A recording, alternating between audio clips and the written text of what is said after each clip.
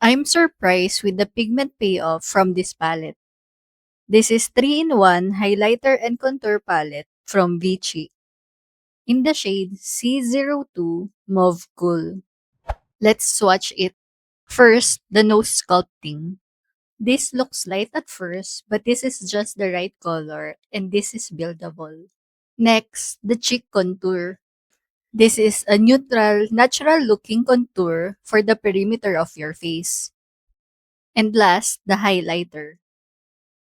I love that this is a matte highlighter. You can get this alone or with brushes, small or big brush. This is the small brush and the big brush. I'd recommend the big brush as it is soft and more useful. I'm not into dual-ended brush, but I'll buy more of this if this will have minimal to none fallout after multiple washing. If you're looking for a contour and highlighter palette, try this.